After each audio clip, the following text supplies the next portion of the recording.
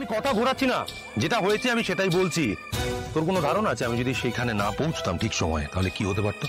মহা মুশকিল, তুই ঠিক সময় না পৌঁছালে লোক ওখানে ছিল, ওরা ঠিক বাঁচিয়ে দিত। ও বাঁচিনি তো, কিন্তু এইটা তো সেই কথা বলছে না, তো অন্য কথা বলছে। লোকটাকে ধরা হয়েছিল, তুই তো। আরে ঘটনা ঘটে যাওয়ার পর লোক ধরে কি লাভ?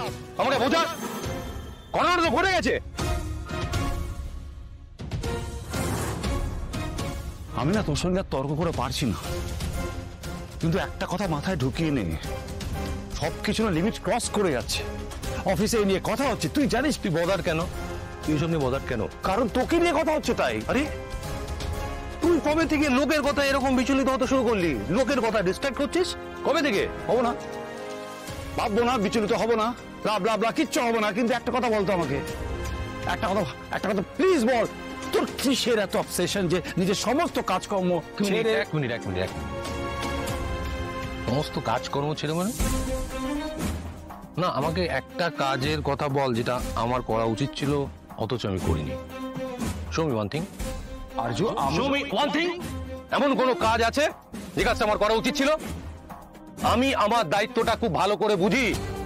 আমি সারাদিন আর্য সিংহ রয় করে বেরোচ্ছি না। আর্য সিংহ রয় নিজের দায়িত্বটা খুব ভালো করে বোঝে। আমি সেটা বলিনি, আমি যেটা আমি করি সেটা আমি নিজে ডিসাইড করি। That's it, it's my final call. Arya, কোথায় কার সঙ্গে কিভাবে কথা বলছো সেটা তোমার মনে রাখা দরকার মীরা ম্যাডাম। আর্য আমার দায়িত্ব, ওকে আমি কিভাবে সামলাবো সেটা আমি বুঝে নেব। আর আর্যর বিষয়ে I do not like any interference, not even you.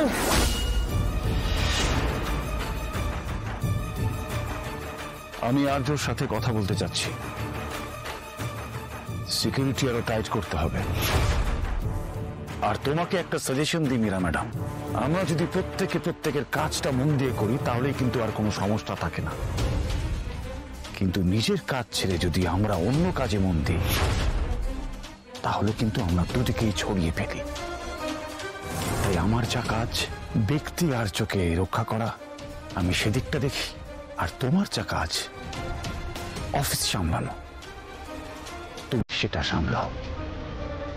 দু নৌকায় পা দেওয়াটা খুব খারাপ, আর সেটা আমি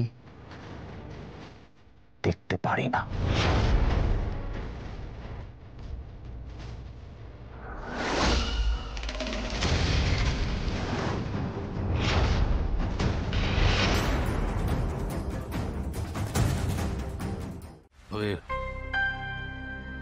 এটা বুঝতে পারছি, অতীতের অনেক কিছু আমার সামনে ফিরে আসছে সব, আর সেই সবের সাথে তুমি কিভাবে জড়িয়ে পড়ছো আমি জানি না অপর্ণা।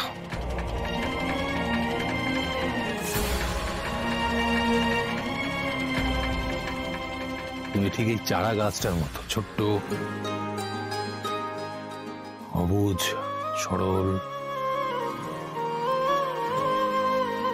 আর আমি একটু বড় গাছ, যার শিকড় মাটির তলায় কত দূর বিস্তৃত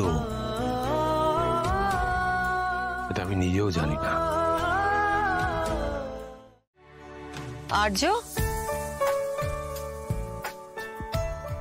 তুমি এই সময় এখানে এত রাতে বাগানে কি করছো?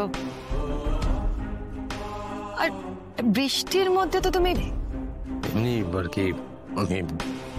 এ বাবা, তুমি তো একদম ভিজে গেছো দেখি। ঠিক আছে। ওফো,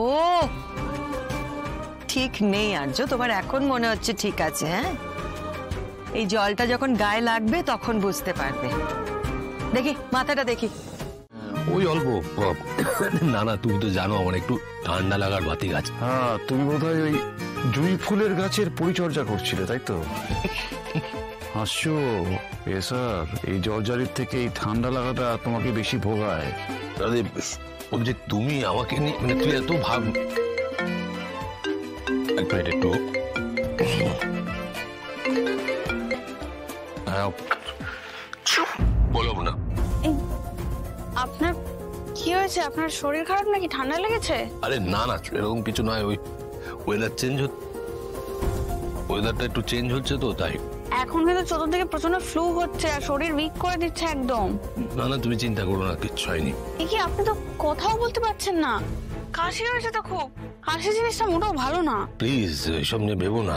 তা আমার টেনশন হচ্ছে, আমি কি করব এখন? এই সর্দি কাশি নিয়ে তুমি টেনশন করো না, এটা টেনশন করার বিষয় নাকি? তোমার এখন একটাই কাজ, মন দিয়ে পড়াশোনা করো। দিস অফিস মিসেস ইউ, খুব মিস করছি এই অফিস। ও, শুধু অফিস? আর বেশি কথা বলতে হবে না, আপনি সাবধানে থাকবেন আর দরকার হলে ডক্টর দেখিয়ে নেবেন। আর অফিসকে আমি বেশিক্ষণ মিস করতে দেব না। আমাকে দেখা হবে। দেখ, হ্যালো, দেখা হবে মানে কোথায় দেখা হবে? সেটা হলেই দেখতে পাবেন। আরে কি দেখেছেন, সত্যি আছি, তাহলে বুঝতেই পারছেন। না, আমি কিছুই বুঝতে পারছি না। বাবা, ভীষণ কাশি হচ্ছে তো। ঠিক আছে ঠিক আছে, আমি পরে কথা বলবো, আপনাকে এত কথা বলতে হবে না এখন।